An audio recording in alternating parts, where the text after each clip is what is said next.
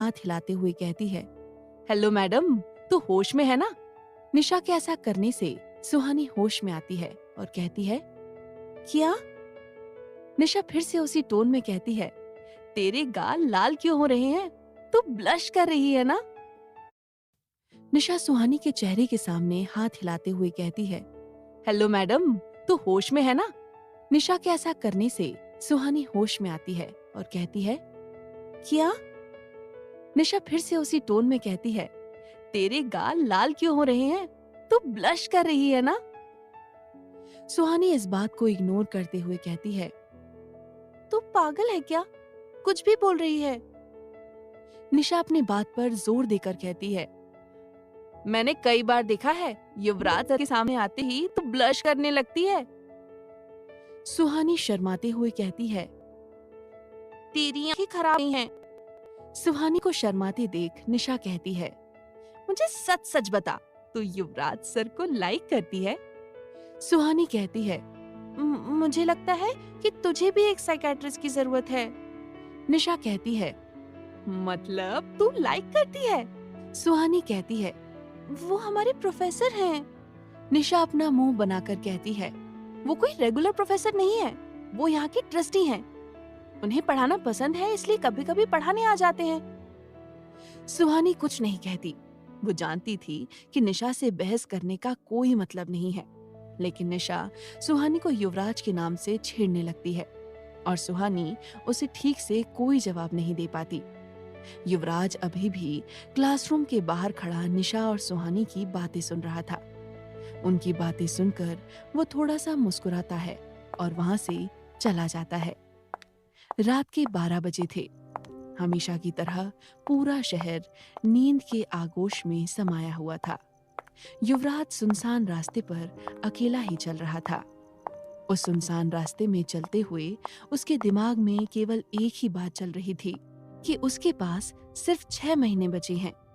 अगर वो इन 6 महीनों में खुद को बचाने के लिए कुछ नहीं कर पाया, तो वो साया हमेशा हमेशा के लिए उसे अपने साथ ले जाएगा। सालों पहले ही युवराज के जीने की चाहत खत्म हो गई थी। उसने खुद ही कई बार अपनी जान लेने की कोशिश की थी, लेकिन उस साय ने कभी युवराज को मरने नहीं दिया। अब तक युवराज बस उस वक्त का इंतजार कर रहा था जब वो साया खुद उसे मार दे। लेकिन पिछले कुछ महीनों से सब कुछ बदल गया था। युवराज अब जीना चाहता था और उसकी इस चाहत की वजह सुहानी थी। युवराज ये देखकर हैरान रह जाता है कि सुहानी उसे बचाने के लिए उस साय से भिड़ने के लिए भी तैयार है। सुहानी की इसी हिम्मत से अब युवराज भी उस साय से टक्कर लेने लगा था और अब तो उसे पता चल गया था कि जो लड़की उसे बचा सकती है वो जिंदा है और वो सुहानी ही है। लेकिन वो ये सोचकर मायूस भी था कि सुहानी की याददाश्त जा चुकी है। युवराज को अब फिर से सुहानी से मिलने का मन कर रहा था। वो अपनी घड़ी को देखता है, काफी देर हो चुकी थी। ये देखकर युवराज खुद से कहता है, नहीं, इस वक्त नहीं। लेकिन युवराज का मन नहीं मानता और उसके कदम अपने आप सुहानी के हॉस्टल की तरफ बढ़ जाते हैं। कुछ कदम चलने के बाद युवराज खुद को रोक लेता है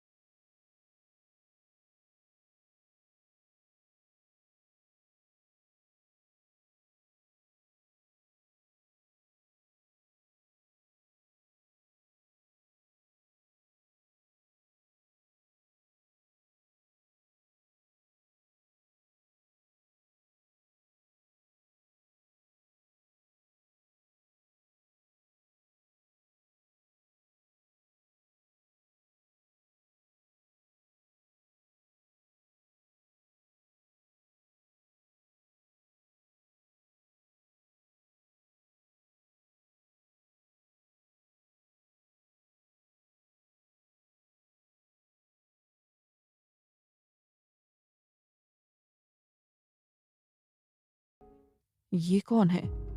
ये निशा पर नजर रख रहा है या सुहानी पर? कुछ देर तक उस आदमी को ऑब्जर्व करने के बाद युवराज धीरे से उसके पास जाता है और एक ही झटके में उसका शॉल खींच लेता है। युवराज की शॉल खींचते ही वो आदमी युवराज की तरफ मुड़ जाता है। अपने सामने युवराज को देखकर वो आदमी हक्का बक्का रह जाता है। उसकी आंखें डर से बड़ी हो जाती हैं और एक पल के लिए वो फ्रीज हो जाता है। अब उस आदमी का चेहरा युवराज की तरफ ही था। युवराज भी उसका चेहरा देख लेता है। वो आदमी 6 फीट का था, जिसका गेहुआ रंग था और उसने लूज पैंट शर्ट पहना हुआ था। उसकी आंखें अंदर धसी हुई थीं और आंखों के नीचे डार्क सर्कल थे। उसकी दाढ़ी मूंछ नॉर्मल से कुछ बड़ी थी और उसके कुछ बाल सफेद हो चुके थे। उसकी उम्र लगभग 45 से 46 साल की रही होगी, लेकिन फिर भी उसकी बॉडी काफी स्ट्रांग लग रही थी। युवराज को देखकर उसकी आंखों में डर साफ झलक रहा था। युवराज उस आदमी से कहता है, कौन हो तुम और इतनी रात को यहाँ क्या कर रहे हो? युवराज की आवाज सुनते ही वो आदमी शॉक से बाहर आता है और अगले ही पल पीछे मुड़कर भागने लगता है। उस आदमी को भागते देख युवराज भी उसके पीछे जाता है। युवराज एक सेकंड के लिए रुककर खिड़की से सुहानी के कमरे में देखता है। सुहानी और निशा बिल्कुल ठीक थे और सो रहे थे। ये देखकर युवराज को तसल्ली होती है और फिर वो उस आदमी के पीछे जाता है। वो आदमी काफी तेज था और भागते हुए रोड तक आ गया था। वो अपनी पूरी ताकत से दौड़ रहा था, लेकिन उसके पीछे तो युवराज था, जिससे बचना नामुमकिन था।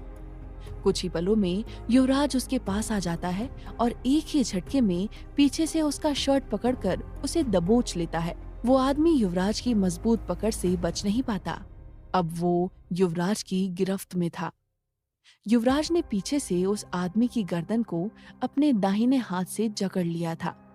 बहुत कोशिश करने पर भी वो आदमी खुद को युवराज की पकड़ से आजाद नहीं कर पा रहा था। धीरे धीरे युवराज की पकड़ उस पर और भी मजबूत होती जा रही थी। अब उस आदमी को सांस लेने में दिक्कत होने लगी थी। युवराज उस आदमी से कहता है, मैंने तुमसे कुछ पूछा है। वो आदमी युवराज के सवाल का जवाब नहीं दे रहा था।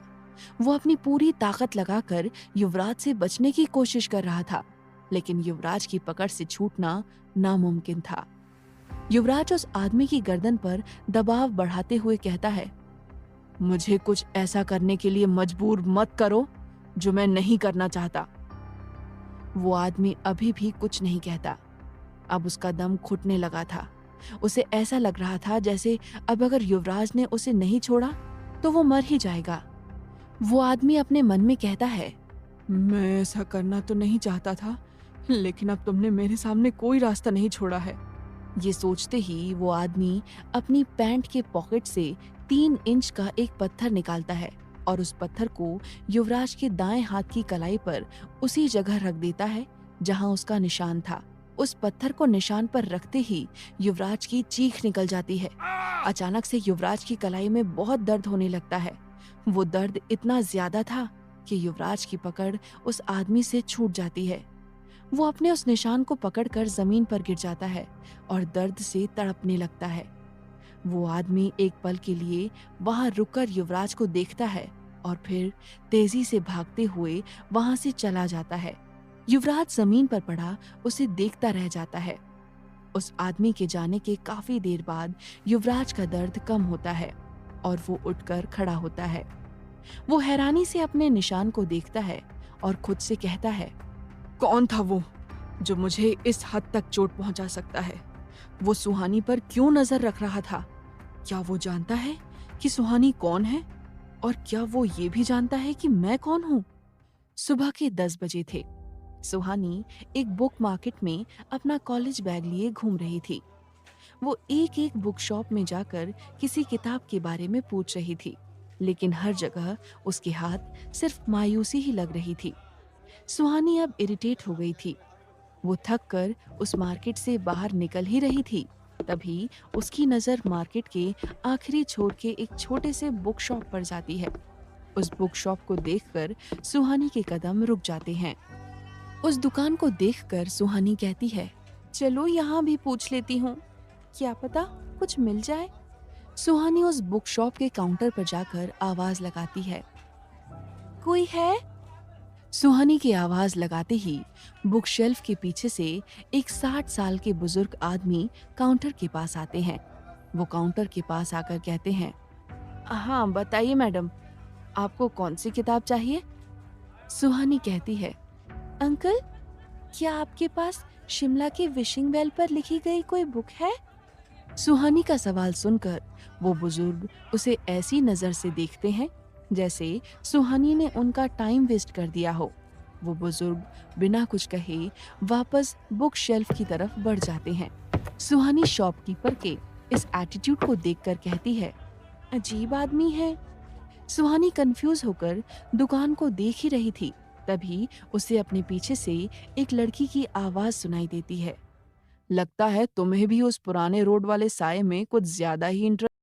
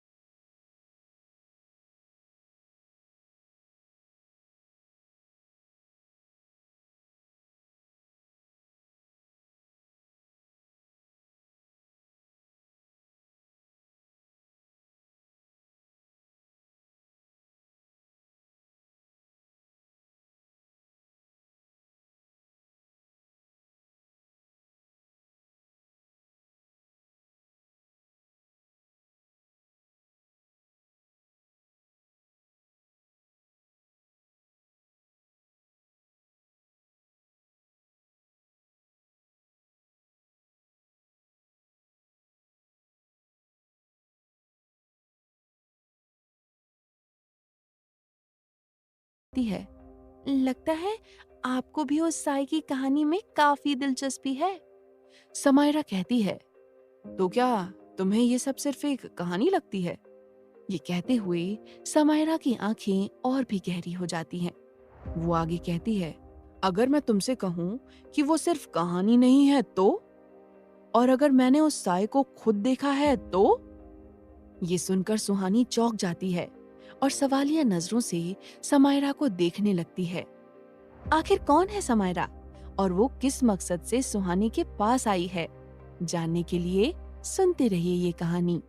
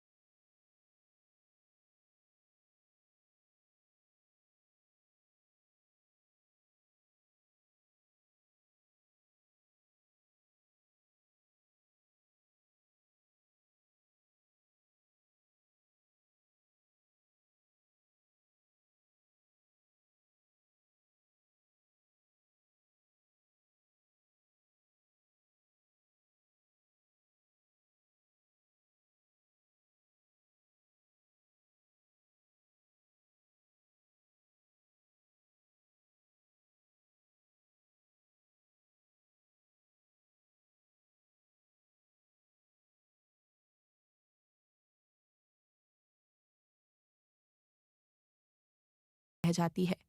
आज उसे युवराज कुछ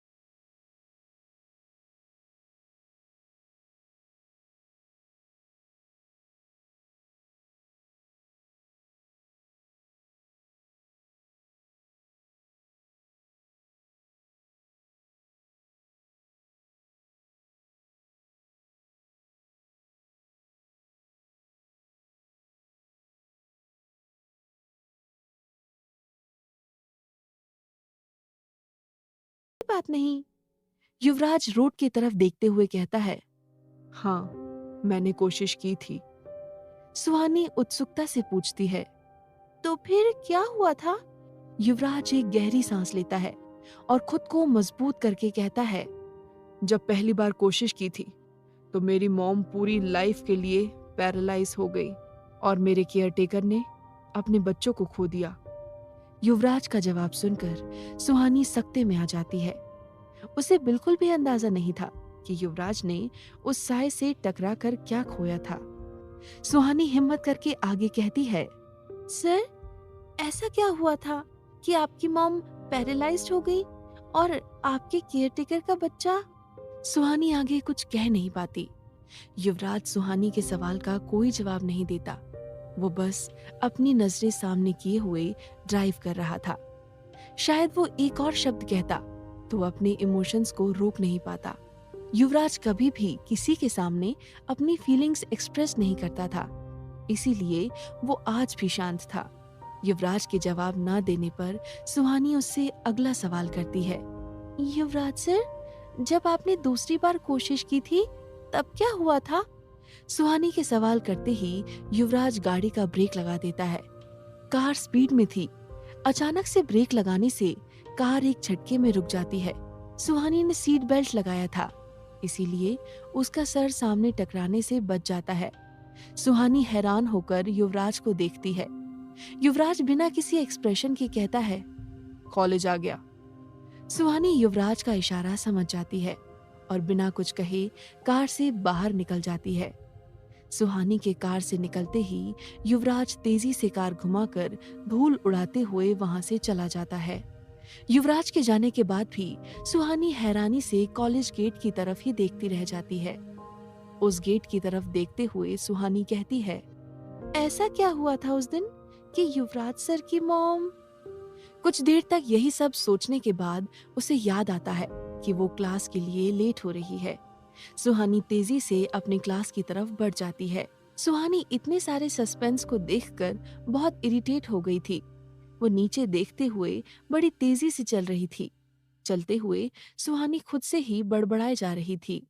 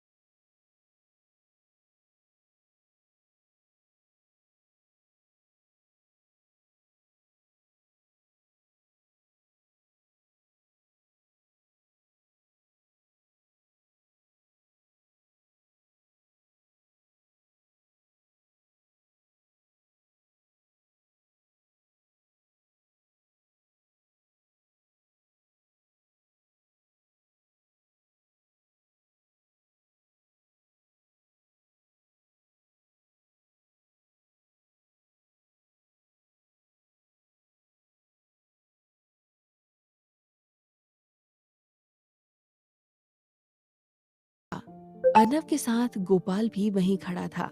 अर्नव एक झटके में सुहानी को अपनी तरफ खींच लेता है। अर्नव के ऐसा करने पर सुहानी उसके करीब चली जाती है और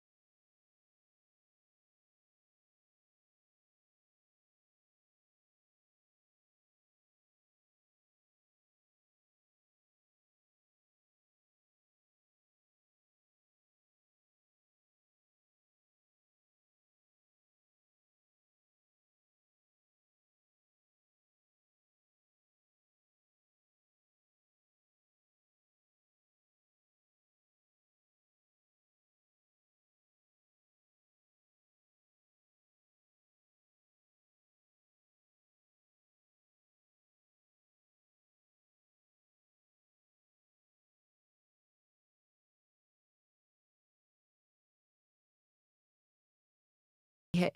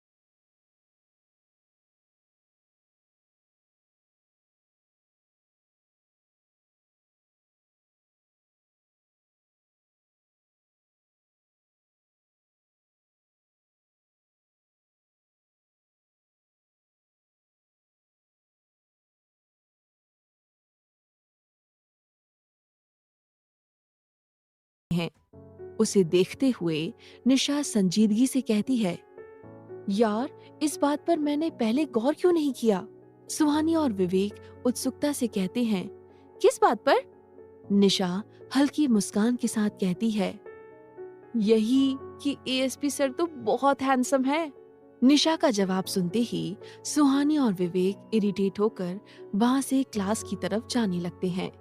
निशा भी उनके पीछे कहते हुए जाती है, यार, तुम लोगों को वो साउथ मूवी के हीरो की तरह नहीं लगते क्या? इधर युवराज तेजी से अपनी कार भगाते हुए अपने घर आता है।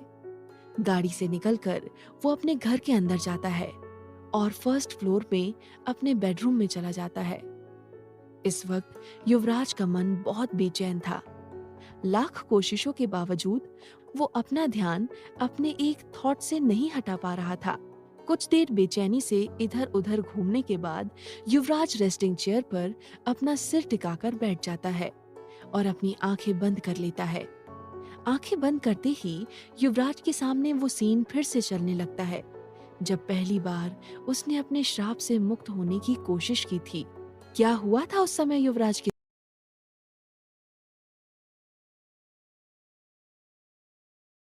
लगता है।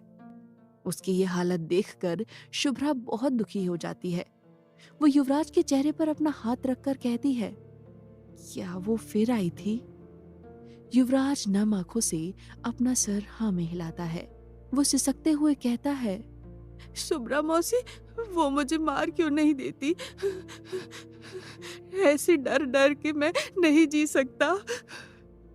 युवराज की बात सुनकर शुभ्रा की भी आंखें भर आती हैं। वो रुंधे गले से कहती है, बेटा, ऐसी बातें नहीं करते। देखना, एक दिन सब ठीक हो जाएगा। युवराज शुभ्रा से कहता है, वो बहुत डरावनी है, मुझे उससे बहुत डर लगता है। वो कभी भी मेरे पास आ जाती है। ये कहते हुए युवराज की आंखों से आंसू बह रहे थे। उसकी ये हालत देखकर शुभ्रा उसे गले लगाकर शांत करने की कोशिश करने लगती है। ठीक उसी समय युवराज की डैड यशवंत वहां आ जाते हैं। यशवंत को आते देख शुभ्रा वहां से उठ जाती है। यशवंत युवराज का हाथ पकड़कर उसे उठाते हुए कहते हैं, बेटा, मेरे साथ चलो। युवराज डरते हुए यशवंत से कहता है, लेकिन डैड कहाँ? यशवंत कोई जवाब नहीं देते। वो बस युवराज को खींचते हुए अपने साथ ले जाते हैं और युवराज भी उसके पीछे जाने लगता है। शुभ्रा यशवंत को रोकना तो चाहती थी, लेकिन रोक नहीं पाती क्योंकि यशवंत उसका मालिक था। वो ये सब देखते हुए वहीं खड़ी रह जाती है। यशवंत युवराज को अपनी कार में कहीं ले जा रहे थे। युवराज के बार बार पूछने पर भी यशवंत उसे कोई जवाब नहीं दे रहे थे। कुछ देर बाद यशवंत की कार उस पुराने रोड पर रुक जाती है। युवराज ये देखकर बहुत घबरा जाता है और यशवंत से वहां ना जाने की जिद करने लगता है। यशवंत युवराज की एक बात नहीं सुनते और कार से उतरकर युवराज को उस विशिंग वेल की तरफ ले जाने लगता है। कुछ दूर चलने के बाद युवराज रुक जाता है। युवराज के रुकते ही यशवंत पीछे मुड़कर उसे देखते हैं। युवराज नम आंखों से यशवंत को देखकर रुंधे गले से कहता है, डैड, डैड, मुझे उसके पास नहीं जाना है। युवराज की ये हालत देखकर यशवंत की आंखें भी भर आती हैं। वो युवराज के पास जाते हैं और उसके चेहरे पर हाथ रखकर कहते हैं, बेटा, मैं तुम्हें उस साये के पास नहीं ले जा रहा, बल्कि उससे आजाद कराने ले जा रहा हूँ। युवराज हैरानी से यशवंत को देखते हुए कहता है, डैड, क्या सच में मैं उससे आजाद हो सकता हूँ? यशवंत रुंधे गले से कहते हैं, हाँ मेरे बच्चे, मेरी एक गलती ने तुम्हारी जिंदगी नर्क से बदतर बना दी है। मैं तुम्हें उस मनहूस साये से आजाद करवा कर ही रहूंगा। युवराज यशवंत से पूछता है, लेकिन कैसे डैड? यशवंत जवाब देते हैं, बेटा, आज से 200 साल पहले एक अघोरी साधु ने उस साये को कैद करके इस शहर को उससे बचाया था। आज उनके शिष्य के शिष्य यहाँ पर हैं। वो उस साये को फिर से कैद करके तुम्हें आजाद कर सकते हैं। ये सुनते ही युवराज की आंखों में खुशी के आंसू आ जाते हैं और वो यशवंत को गले से लगा लेता है। यशवंत भी अपने बेटे को गले लगाकर रोने लगता है। कुछ देर बाद यशवंत युवराज को उस विशिंग वेल के पास ले जाते हैं। विशिंग वेल के पास पहुंचते ही युवराज देखता है कि वहां एक तांत्रिक था जो जलते हुए हवन कुंड के सामने आंखें बंद करके ध्यान मग्न बैठा था। वो तांत्रिक और कोई नहीं, भैरवनाथ था। यशवंत युवराज के साथ उस कुंड की दूसरी तरफ खड़े हो जाते हैं। उन दोनों के वहां पहुंचने पर भैरवनाथ अपनी आंखें खोल लेता है। यशवंत भैरव की तरफ इशारा करते हुए कहते हैं, बेटा, ये भैरवनाथ है। ये एक बहुत बड़े तांत्रिक हैं। यही तुम्हें उस साये से आजाद करा सकते हैं। भैरवनाथ युवराज को देखते ही मुस्कुराने लगता है। वो हवन कुंड की दूसरी तरफ इशारा करते हुए युवराज से कहता है, यहाँ बैठो बच्चे। भैरवनाथ की बात सुनकर युवराज यशवंत की तरफ देखता है। यशवंत उसे वहां बैठने का इशारा करते हैं। अपने डैड का इशारा समझते हुए युवराज हवन कुंड के सामने बैठ जाता है। युवराज के वहां बैठते ही भैरवनाथ अपनी आंखें बंद करके कोई मंत्र पढ़ना शुरू कर देता है। मंत्र पूरा करते ही वो अपनी आंखें खोलकर कहता है, अद्भुत! युवराज, तुम एक विशेष नक्षत्र में पैदा हुए हो, जिसके कारण तुम में कुछ विशेष गुण हैं। इसीलिए उस साए ने तुम्हें चुना है। ये कहते हुए भैरवनाथ की आंखों में चमक थी। युवराज हकलाते हुए भैरवनाथ से कहता है, वो मुझसे क्या चाहती है? भैरवनाथ कहते हैं, वो तुम्हारे 27 वर्ष पूर्ण होते ही तुम्हारी बलि देना चाहती है। इससे उसे अपार शक्ति मिलेगी। वो तुम्हारी आत्मा को हमेशा के लिए कैद करना चाहती है। भैरवनाथ की ये बात सुनकर यशवंत और युवराज दोनों घबरा जाते हैं। युवराज हिम्मत करके बड़ी मासूमियत से कहता है, जब वो मुझे 27 साल पूरे होने के बाद मारना चाहती है, तो वो मुझे अभी क्यों परेशान कर रही है? भैरवनाथ हल्की हंसी के साथ कहता है, वो तुम्हें परेशान कर रही है क्योंकि उसने तंत्र विद्या से खुद को तुम्हारी आत्मा से जोड़ लिया है और इसीलिए तुम श्रापित हो चुके हो। ये सुनकर अब युवराज उदास हो जाता है। भैरवनाथ आगे कहता है, युवराज, तुम्हारे अंदर कुछ शक्तियां भी हैं जो मैं देख सकता हूँ, लेकिन तुम्हें उन शक्तियों का एहसास नहीं है। तुमने अभी इन्हें उपयोग करना नहीं सीखा है। युवराज घबराते हुए कहता है, नहीं नहीं, मेरे पास कोई शक्ति नहीं है। मेरे पास कैसे शक्ति हो सकती है? भैरवनाथ युवराज को समझाते हुए कहता है, बच्चे, तुम उस साए से जुड़े हुए हो और इस वजह से उस साए की कुछ शक्तियां तुम्हारे पास आ चुकी हैं। युवराज अगला सवाल करता है, लेकिन उसने मुझे खुद से जोड़कर क्यों रखा है? भैरवनाथ जवाब देता है, दूसरी शक्तियों से तुम्हारी रक्षा करने के लिए। युवराज चौंक जाता है और वो हड़बड़ाते हुए कहता है, मेरी रक्षा के लिए? लेकिन क्यों? वो आत्मा तो मुझे मारना चाहती है ना? भैरवनाथ युवराज को समझाते हुए कहता है, युवराज, वो आत्मा तुम्हारे 27 वर्ष पूरे होने पर तुम्हारी बलि देना चाहती है, तभी उसे वो शक्तियां मिल पाएंगी। लेकिन उस साए के अलावा और भी लोग हैं जो तुमसे वही शक्तियां पाना चाहते हैं। इसीलिए उस साए ने तुम्हें खुद से जोड़ रखा है, जिससे ना तो कोई तुम्हें उससे अलग कर पाए और ना ही तुमसे वो शक्तियां हासिल कर पाए और तुम अपने 27 वर्ष पूरे होने तक उसी के साथ रह सको। युवराज को अब सारी बातें समझ आ जाती हैं। वो भैरवनाथ से कहता है, तो आप मुझे उससे कैसे आजाद कराएंगे? भैरवनाथ चालाकी भरी मुस्कान के साथ कहता है, बस देखते जाओ। भैरवनाथ अपनी नजरें उठाकर यशवंत को देखता है, जो युवराज के पास ही खड़े थे। भैरवनाथ कहता है, अब तुम यहाँ से जा सकते हो। इस साधना के समय यहाँ मेरे और युवराज के अलावा किसी को भी नहीं होना चाहिए। यशवंत अपना सर हिलाकर वहां से जाने लगता है। युवराज यशवंत को वहां से जाते देखकर घबरा जाता है, लेकिन कुछ कहता नहीं। वो इस वक्त पूरी तरह से भैरवनाथ पर भरोसा करने का फैसला करता है, क्योंकि उसके पास और कोई ऑप्शन नहीं था। यशवंत के वहां से जाते ही भैरवनाथ उठकर खड़ा हो जाता है। वो मंत्र पढ़ते हुए एक तरह के लाल पाउडर से युवराज और हवन कुंड के चारों तरफ एक गोल घेरा बना देता है और फिर वो खुद भी उस घेरे के अंदर आ जाता है। युवराज समझ जाता है कि ये एक तरह का रक्षा घेरा है। रक्षा घेरा बनाने के बाद भैरवनाथ अपनी आंखें बंद करके मंत्रों का जाप शुरू कर देता है। उसकी तेज और भारी आवाज उस सुनसान जंगल में गूंजने लगती है।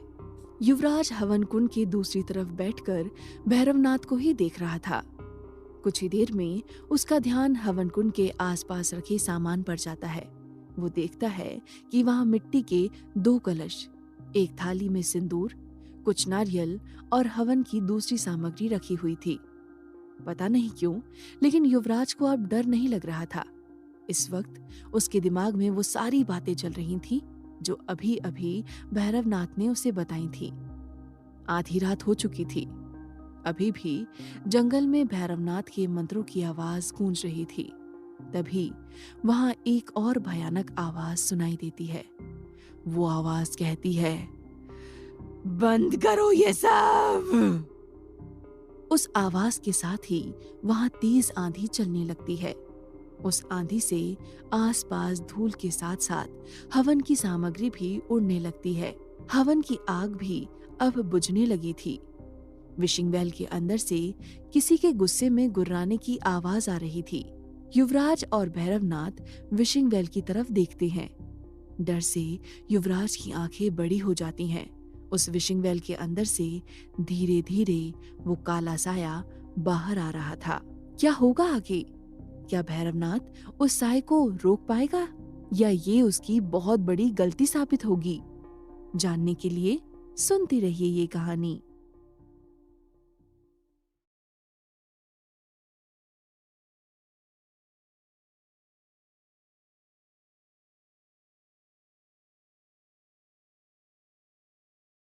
उस काले भयानक साय को देखकर युवराज की रूह कांप जाती है। इस अंधेरे जंगल में उस हवन कुंड की रोशनी में वो साया और भी भयानक दिख रहा था। युवराज शॉक्ड होकर उसे देखता रह जाता है। भैरवनाथ युवराज से कहता है, डरो मत, मेरे होते हुए ये तुम्हारा कुछ नहीं बिगाड़ सकती। युवराज घबराहट के साथ कहता है, ये बहुत ताकतवर है, ये मुझे। डर के मारे युवराज और कुछ नहीं कह पा रहा था। भैरवनाथ सख्ती के साथ कहता है, मैंने कहा ना, मेरे होते हुए ये तुम्हारा बाल भी बांका नहीं कर सकती। भैरवनाथ अपनी आंखें बंद कर लेता है और फिर से मंत्रों का जाप करना शुरू कर देता है। वो साया तेजी से आगे बढ़ते हुए भैरवनाथ पर हमला करने की कोशिश करता है, लेकिन उस रक्षा घेरे से टकराकर पीछे चला जाता है। ये देखकर युवराज चैन की सांस लेता है। वो साया और भी भयानक आवाज में कहता है, बंद करो ये सब, वरना सबके सब मारे जाओगे। भैरवनाथ अपनी आंखें खोलता है। वो सामने रखे मिट्टी के एक कलश को अपने हाथों से उठा लेता है और उससे देखते हुए मंत्रों का जाप करता है। भैरवनाथ के मंत्र जाप शुरू करते ही उस साए की दर्द भरी चीख वहां गूंजने लगती है। वो चीख इतनी भयानक थी कि युवराज तो क्या, उसे सुनकर भैरवनाथ भी एक बार कांप जाता है। भैरवनाथ अपना मंत्र जाप जारी रखता है। अब पूरे जंगल में उस साए की चीख गूंज रही थी। युवराज से ये सब सुना नहीं जा रहा था। वो अपने दोनों हाथों से अपने कान बंद कर लेता है, लेकिन इससे भी उसे कोई फर्क नहीं पड़ रहा था। कुछ देर बाद वो साया काले धुएं में बदलकर भैरवनाथ की तरफ बढ़ने लगता है। ये सब देखकर डर से युवराज के दिल की धड़कन बढ़ती जा रही थी। कुछ ही पलों में वो काला धुआं उस कलश के अंदर आ जाता है। भैरवनाथ फौरन उस कलश को लाल कपड़े से ढककर उस पर रक्षा सूत्र बांध देता है और जमीन पर रख देता है। जमीन पर रखते ही वो कलश हिलने लगता है, जैसे वो साया उस कलश से बाहर निकलने की कोशिश कर रहा हो। युवराज भी हैरानी के साथ उस कलश को देख रहा था। कलश को जमीन पर रखने के बाद भैरवनाथ युवराज की तरफ मुस्कुराकर देखते हुए कहता है, वो आत्मा अब कैद हो चुकी है। ये सुनकर खुशी से युवराज की आंखें चमकने लगती हैं। एक बड़ी सी मुस्कान के साथ वो भैरवनाथ से कहता है, तो क्या अब मैं आजाद हो गया हूँ? भैरवनाथ कहता है, अभी नहीं। युवराज के चेहरे पर फिर से मायूसी आ जाती है। युवराज की उदासी देखकर भैरवनाथ कहता है, तुम उदास मत हो, बस कुछ क्षण और फिर तुम इस साए से हमेशा के लिए आजाद हो जाओगे। वो युवराज की तरफ अपना हाथ बढ़ाते हुए कहता है, अपना दाहिना हाथ आगे करो। युवराज बिना कुछ सोचे अपना हाथ आगे बढ़ा देता है। भैरवनाथ युवराज का हाथ पकड़ लेता है। युवराज का हाथ छूते ही भैरवनाथ को कुछ अलग ही एहसास होता है। वो हैरानी से आंखें फाड़कर युवराज को देखता है, लेकिन कुछ कहता नहीं। ऐसा लग रहा था जैसे भैरवनाथ कहीं खो गया हो। भैरवनाथ के इस तरह देखने से युवराज थोड़ा घबराने लगता है। वो भैरवनाथ से कहता है, क्या हुआ? आप मुझे ऐसे क्यों देख रहे हैं? युवराज की आवाज सुनकर भैरवनाथ होश में आता है।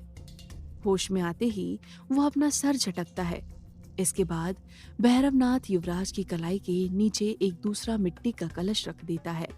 उस कलश में पानी था। भैरवनाथ अपने दूसरे हाथ में एक धारदार चाकू लेता है और युवराज की कलाई पर जहां वो निशान था वहां हल्के से चाकू चला देता है। युवराज की कलाई थोड़ी सी कट जाती है और उसके मुंह से एक हल्की सी चीख निकल जाती है। अगले ही पल युवराज खामोश हो जाता है। उसे समझ नहीं आ रहा था कि भैरवनाथ कर क्या रहा है। अब युवराज की कलाई से खून बहने लगा था। युवराज के खून की कुछ बूंदें भी भैरवनाथ उस कलश में मंत्र पढ़ते हुए टपका देता है। युवराज अब अपना हाथ पीछे ले लेता है। भैरवनाथ उस कलश के ऊपर लाल कपड़ा रखकर उसे भी रक्षा सूत्र से बांध देता है। इसके बाद भैरवनाथ वो कलश युवराज के हाथों में रखते हुए कहता है, इस कलश के द्रव को जंगल के उस पार बहने वाली नदी में बहा दो। इसे नदी में डालते ही तुम उस साए से हमेशा के लिए मुक्त हो जाओगे। भैरवनाथ की ये बात सुनते ही युवराज के चेहरे पर फिर से वही मुस्कान आ जाती है। वो उम्मीद भरी नजरों से भैरवनाथ को देखते हुए कहता है, क्या सच में मैं उससे आजाद हो जाऊंगा? भैरवनाथ घमंड भरी मुस्कान के साथ कहता है, हाँ बच्चे, तुम जानते नहीं मैं कौन हूँ। अगर तुम्हारी किस्मत और अच्छी होती तो तुम पहले ही मुझ तक पहुँच जाते। अब जल्दी जाओ, तुम्हारे पास समय बहुत कम है। युवराज कलश पकड़कर उठ जाता है। वो नदी की तरफ जाने के लिए जैसे ही मुड़ने वाला होता है, भैरवनाथ उससे कहता है, याद रखना, ये कलश नदी के तट पर ही जाकर खोलना और इसे अपने हाथों से गिरने मत देना। युवराज बिना कुछ कहे खुशी से हाँ में अपना सर हिला देता है और वहां से नदी की तरफ जाने के लिए पैदल ही निकल जाता है। आज युवराज बहुत खुश था। खुशी से उसकी आंखें नम हो गई थीं। उसे यकीन नहीं हो रहा था कि आज वो उस साए से हमेशा के लिए आजाद हो जाएगा। वो नंगे पैर तेजी से जंगल के रास्ते नदी की तरफ जा रहा था। चारों तरफ घना अंधेरा था और रास्ता बिल्कुल सुनसान था। युवराज को इस बात का बिल्कुल भी एहसास नहीं था कि वो इतने अंधेरे में कैसे सब कुछ देख पा रहा है। वो अब तक अपनी शक्तियों से अनजान था। खुशी के मारे उसे अभी बिल्कुल भी डर नहीं लग रहा था। युवराज इसी तरह आगे बढ़ रहा था, तभी उसे पीछे से एक औरत की आवाज सुनाई देती है। वो आवाज बड़े ही प्यार से कहती है, युवराज। वो आवाज सुनकर युवराज धीरे धीरे पीछे मुड़ता है, लेकिन उसे वहां कोई भी दिखाई नहीं देता।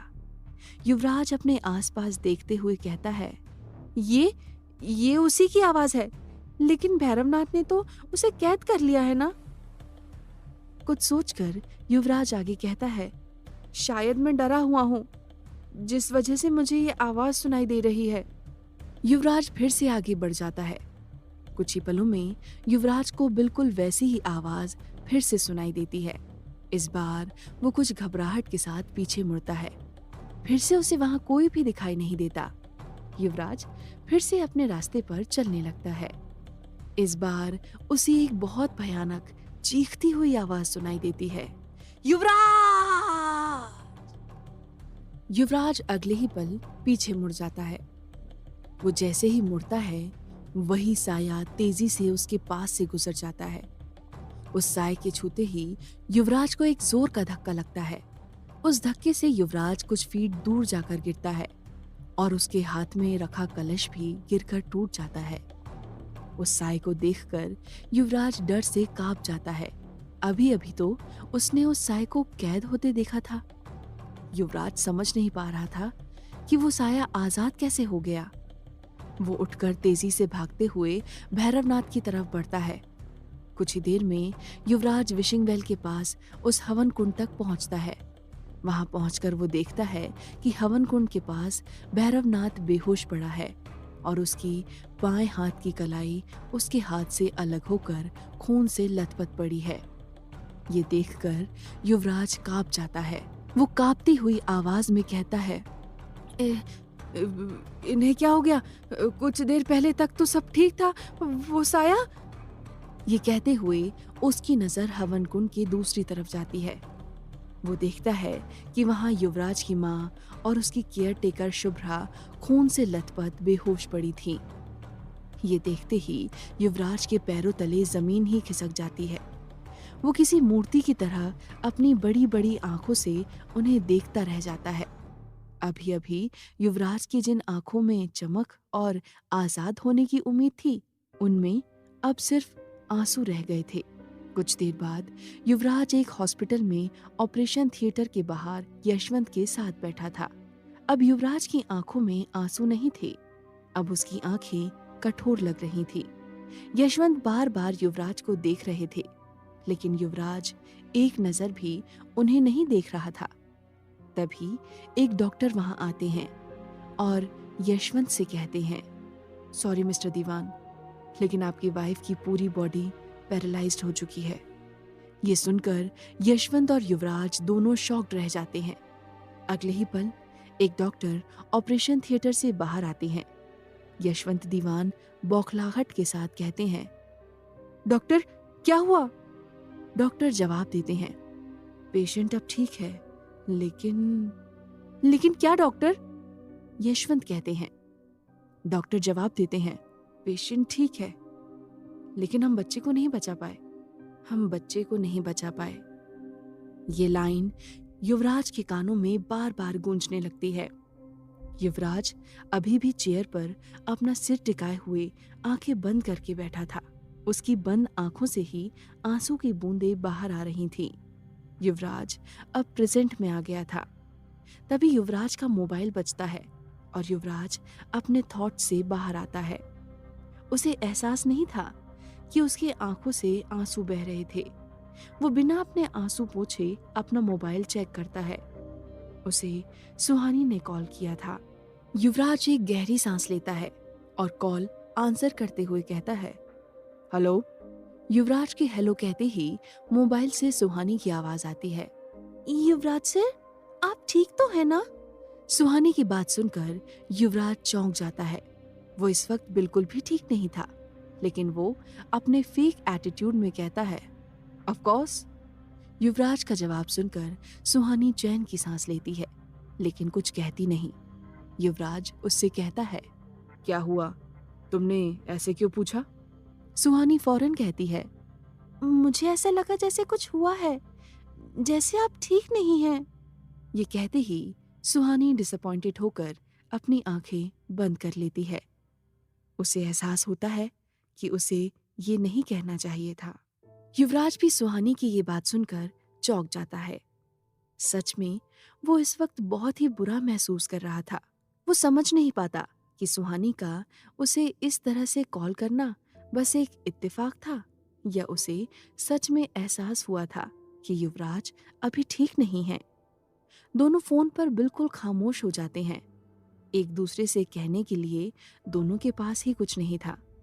अब उनका दिल बहुत तेजी से धड़क रहा था। सुहानी अपनी बात को संभालने की कोशिश करते हुए कहती है, सर मेरे कहने का मतलब था, I mean, सुहानी युवराज से कहना चाहती है कि उसे युवराज की फिक्र हो रही थी, लेकिन वो कह नहीं पाती और मोबाइल अपने कान पर ही लगाए रह जाती है। सुहानी के बिना कुछ कहे युवराज ये बात समझ जाता है, लेकिन कोई जवाब नहीं देता। दोनों कुछ देर तक अपना मोबाइल कान से लगाकर बैठे रहते हैं। कुछ देर खामोश रहने के बाद सुहानी कहती है, मैं फोन रखती हूँ, गुड नाइट। युवराज बस कहता है और दोनों कॉल कट कर देते हैं। सुहानी से बात करने के बाद युवराज अब कुछ बेटर फील कर रहा था। जो दर्द वो कुछ देर पहले महसूस कर रहा था, वो अब कम हो गया था। साथ ही उसके चेहरे पर हल्की सी मुस्कान थी। कुछ देर बाद उसे याद आता है कि सुहानी ने उसे गुड नाइट कहा था। ये याद करते ही युवराज अपने कमरे की दीवार पर लगी घड़ी को देखता है। युवराज ये देखकर हैरान रह जाता है कि अभी रात के 10 बज गए थे। उन पलों को याद करते हुए युवराज का पूरा दिन कैसे निकल गया, उसे कुछ पता ही नहीं चला। अचानक युवराज के मन में एक सवाल आ जाता है। ये वही सवाल है जो उसे सालों से परेशान कर रहा था कि उस रात युवराज के विशिंग वेल से जाने के बाद ऐसा क्या हुआ था कि उसकी मॉम, शुभ्रा और भैरव की ऐसी हालत हो गई थी? क्या हुआ था उस रात? वो साया भैरवनाथ की कैद से कैसे आजाद हो गया? जानने के लिए सुनती रहिए ये कहानी। युवराज अपनी खिड़की के पास खड़े होकर कुछ सोच ही रहा था। तभी कोई उसके दरवाजे पर नॉक करता है। युवराज अपने कोल्ड वॉइस में कहता है, कम इन। अगले ही पल हाथों में डिनर ट्रे लिए शुभ्रा रूम के अंदर आती है। अंदर आकर वो ट्रे को टेबल पर रखते हुए युवराज से कहती है, युवराज, तुम कब से रूम के अंदर ही हो? चलो डिनर कर लो। युवराज अभी भी अपने उसी सोच में डूबा हुआ था। युवराज शुभ्रा की बातों पर कुछ रिएक्ट नहीं करता। शुभ्रा युवराज के पास जाकर उसके कंधे पर हाथ रखते हुए कहती है, क्या हुआ बेटा, किस सोच में डूबे हो? शुभ्रा के कंधे पर हाथ रखते ही युवराज का ध्यान उसकी तरफ जाता है। वो कहता है, हाँ मौसी, आपने कुछ कहा? शुभ्रा मुस्कुराकर कहती है, मैं तुम्हें डिनर करने के लिए कह रही थी, लेकिन लगता है तुम किसी और ही दुनिया में हो। युवराज कहता है, नहीं, ऐसी कोई बात नहीं है, जस्ट वर्क स्ट्रेस। शुभ्रा कहती है, कोई बात तो जरूर है, तुम मुझसे शेयर कर सकते हो। युवराज कुछ संकोच के साथ कहता है, मौसी, मैं कई सालों से आपसे एक सवाल पूछना चाहता हूँ। युवराज ने आज तक शुभ्रा के सामने उस रात का जिक्र नहीं किया था। वो जानता था कि वो रात शुभ्रा की जिंदगी की सबसे बुरी रात थी, इसलिए युवराज उसके जख्मों को कुरेदना नहीं चाहता था। लेकिन आज वो शुभ्रा से उस रात के बारे में पूछने का डिसीजन लेता है। युवराज हिम्मत करके शुभ्रा से कहता है, मौसी, उस रात ऐसा क्या हुआ था कि आपकी और मॉम की वो हालत हो गई थी?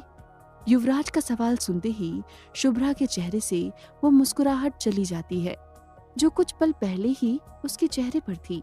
उस रात के बारे में सोचकर उसकी आंखें नम हो जाती हैं। युवराज को भी शुभ्रा को ऐसे देखकर अच्छा नहीं लग रहा था, लेकिन इस सवाल का जवाब जानना उसके लिए बहुत जरूरी था। कुछ देर खामोश रहने के बाद शुभ्रा कहती है, बेटा, उस रात क्या हुआ था ये मुझे नहीं पता। उस रात जब यशवंत सर तुमको लेकर गए थे, उससे कुछ देर बाद मैं अपने कमरे में जाकर सो गई थी, और जब मेरी आंख खुली मैं हॉस्पिटल के बेड पर थी और मेरा बच्चा। ये कहते हुए शुभ्रा नम आंखों के साथ खामोश रह जाती है। युवराज भी अपनी उदासी छुपाने की कोशिश करते हुए कहता है, सॉरी मौसी, मुझे आपसे ये सवाल करना पड़ा। शुभ्रा अपने चेहरे पर स्माइल लाने की नाकाम कोशिश करते हुए कहती है, कोई बात नहीं बच्चे, चलो मैंने खाना टेबल पर लगा दिया है, तुम खा लेना। युवराज हाँ में अपना सर हिला देता है और शुभ्रा युवराज के कमरे से बाहर चली जाती है। शुभ्रा के जाने के बाद युवराज खाने की तरफ देखते हुए कुछ सोचता है और अगले ही पल अपनी कार कीज उठाकर वहां से चला जाता है। रात के 12 बजे थे। युवराज भैरवनाथ की गुफा में उसके सामने खड़ा था। भैरवनाथ युवराज को देखकर मुस्कुरा रहा था। युवराज भैरवनाथ को ताना मारने के अंदाज में कहता है, तुम और कब तक इस बिल में रहने वाले हो? युवराज की ताने से भरी बातें हमेशा भैरवनाथ को गुस्सा दिला देती थी। वो गुस्से में कहता है, ये बिल नहीं है, ये गुफा मेरी साधना स्थल है। युवराज उसी अंदाज में कहता है, वैसे ये बुरा नहीं है, लेकिन बहुत दूर है। मुझे लगता है अब तुम्हें शहर में आ जाना चाहिए। अब वहाँ और भी लोग आने लगे हैं। उन्हें वेलकम करने के लिए शायद मुझे तुम्हारी जरूरत पड़े। भैरवनाथ बौखलाहट के साथ कहता है, कौन आया है शहर में? युवराज भैरवनाथ से अपनी नजर हटाकर कहता है, मैं नहीं जानता। युवराज ने भैरवनाथ से झूठ कहा था। वो अच्छे से जानता है कि शहर में कौन आया है और किस इरादे से आया है। भैरवनाथ आगे कहता है, तो क्या तुम मुझसे बस यही कहने आए थे? युवराज जवाब देता है, नहीं, मैं यहाँ तुमसे कुछ पूछने आया हूँ। भैरवनाथ कहता है, पूछो, क्या पूछना चाहते हो? युवराज भैरवनाथ की आंखों में देखते हुए कहता है, उस रात तो तुमने उस साय को कैद कर लिया था, तो फिर वो आजाद कैसे हो गया? और तुम्हारी बाईं हथेली किसने काटी थी? युवराज का सवाल सुनते ही भैरवनाथ की आंखों में मायूसी आ जाती है। वो युवराज से कहता है, इतने साल बाद तुम्हें ये क्यों जानना है? युवराज कहता है, सवाल पहले मैंने किया है, तो जवाब पहले तुम्हें देना होगा। भैरवनाथ उस रात को याद करते हुए कहता है, उस रात जब तुम उस कलश को लेकर नदी की तरफ जाने के लिए निकल गए थे, तब मैं वहीं बैठा था। मैं उस दूसरे कलश की सुरक्षा कर रहा था, जिसमें वो आत्मा कैद थी। जैसे जैसे समय निकल रहा था, वो कलश जोर जोर से हिलता जा रहा था। ऐसा लग रहा था जैसे वो किसी भी समय टूट जाएगा। युवराज बेसब्री से कहता है, तो क्या वो कलश टूट गया था? भैरवनाथ जवाब देता है, नहीं, वो कलश नहीं टूटा था। युवराज फिर से कहता है, तो फिर उस रात वो साया आजाद कैसे हुआ था? भैरवनाथ उस पल को याद करते हुए कहता है, जब वो कलश बहुत ज्यादा हिलने लगा था, तो मैंने उसे अपने दाएं हाथ से उठाकर उस पर अपना बायां हाथ रख दिया था और उस आत्मा को काबू करने के लिए मंत्र पढ़ने लगा था। मेरे मंत्र पढ़ने पर वो आत्मा शांत हो गई थी। सब वैसा ही हो रहा था जैसा मैं चाहता था। फिर पता नहीं कैसे, पर कुछ देर बाद अचानक से मेरे आसपास काला धुआं फैलने लगा। वो धुआं इतना घना हो गया था कि मुझे कुछ भी दिखाई नहीं दे रहा था। युवराज बड़ी गौर से भैरवनाथ की बातें सुन रहा था। भैरवनाथ आगे कहता है, फिर अचानक से किसी ने मेरे बाएं हाथ पर एक कुल्हाड़ी से वार कर दिया और मेरी हथेली मेरे हाथ से अलग हो गई। जैसे ही मेरा बायां हाथ उस कलश के ऊपर से हटा, पता नहीं कैसे वो साया कलश से बाहर आ गया। किसी ने अगले ही पल उस कुल्हाड़ी से मेरे पीठ पे वार कर दिया और मैं घायल होकर बेहोश हो गया। भैरवनाथ की बात सुनकर युवराज हैरान रह जाता है और कहता है, वो आत्मा तो कैद थी, तो फिर उस रात तुम पर किसने अटैक किया? भैरवनाथ भी सोचते हुए कहता है, यही बात मैं आज तक पता नहीं कर पाया। कोई तो है जो उस आत्मा की मदद कर रहा है, वरना उस रात वो मेरे हाथों से बच नहीं सकती थी। युवराज भैरवनाथ से अगला सवाल करता है, और उस रात मेरी मॉम और शुभ्रा मासी वहां कैसे पहुंची और उन पर किसने अटैक किया था? भैरवनाथ कहता है, मैं ये भी नहीं जानता। जब तक मैं होश में था, वो दोनों वहां नहीं थी। हो सकता है जिस इंसान ने मुझ पर हमला किया था, वही उन दोनों को वहां लेकर आया हो और उसने ही उनकी वो हालत की हो। भैरवनाथ की बात सुनकर युवराज गुस्से में कहता है, लेकिन उसने मेरे परिवार पर क्यों हमला किया? उन लोगों ने किसी का क्या बिगाड़ा था? भैरवनाथ कुछ नहीं कहता, क्योंकि इसका जवाब उसके पास भी नहीं था। कुछ सोचने के बाद भैरवनाथ अंदाजा लगाते हुए कहता है, हो सकता है कि वो तुम्हारे लिए एक चेतावनी थी कि तुम अगली बार उस आत्मा से आजाद होने की कोशिश ना करो। कुछ देर रुककर भैरवनाथ युवराज को शक की नजरों से देखते हुए कहता है, तुमने दोबारा तो कोशिश नहीं की ना? युवराज पूरे कॉन्फिडेंस से भैरवनाथ की आंखों में देखते हुए कहता है, नहीं। भैरवनाथ युवराज के जवाब से कन्विंस नहीं होता। उसे अब भी युवराज पर शक था कि उसने और कोशिश जरूर की होगी। अपनी बात पूरी करके युवराज वहां से जाने लगता है। भैरवनाथ उसे रोकते हुए कहता है, उस लड़की की क्या खबर है? क्या नाम बताया था तुमने? हाँ, सुहानी। क्या उसने तुम्हें बताया कि तुम उस आत्मा से कैसे आजाद हो सकते हो? युवराज बिना किसी एक्सप्रेशन के कहता है, उस लड़की की याददाश्त जा चुकी है। उसे अब इस बारे में कुछ भी याद नहीं है। हमें उसकी याददाश्त वापस आने का इंतजार करना होगा। ये कहकर युवराज बाहर की तरफ बढ़ जाता है। भैरवनाथ अपना अगला सवाल पूछने के लिए उसे रोकने की कोशिश करता है, लेकिन युवराज रुकता नहीं। युवराज के वहां से ऐसे जाने से भैरवनाथ को बहुत गुस्सा आता है, लेकिन वो कुछ कर नहीं पाता। अगली सुबह सुहानी अपने हॉस्टल से फोन पर बात करते हुए बाहर निकल रही थी। फोन पर निशा सुहानी से कहती है, यार सुहानी तू कहाँ है? हम दोनों कब से पुलिस स्टेशन के बाहर तेरा वेट कर रहे हैं। तुझे याद नहीं है कि आज 10 बजे हमें एएसपी सर से मिलना है? सुहानी निशा से फोन पर कहती है, चुप हो जा मेरी माँ, मैं पहुंच रही हूँ और मुझे पता है कि तुम लोग भी अभी रास्ते पर ही हो, तो ड्रामा मत कर। चल बाय। फोन कट करके सुहानी रोड के पास जाकर ऑटो का इंतजार करती है। कुछ देर इंतजार करने के बाद भी जब उसे कोई ऑटो नहीं मिलता तो वो पैदल ही पुलिस स्टेशन की तरफ बढ़ जाती है।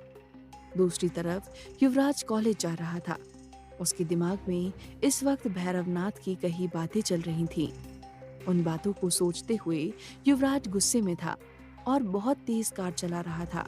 कुछ ही पलों में युवराज की कार स्लो हो जाती है क्योंकि उसकी नजर सड़क पर चल रही सुहानी पर पड़ती है। युवराज देखता है कि सुहानी अकेले चलते हुए कहीं जा रही है। सुहानी को देखते ही उसका दिमाग बिल्कुल शांत हो जाता है। वो देखता है कि सुहानी कॉलेज टाइम में कॉलेज के अपोजिट डायरेक्शन में चल रही है। वो सोचता है कि कॉलेज टाइम में सुहानी कहाँ जा रही है?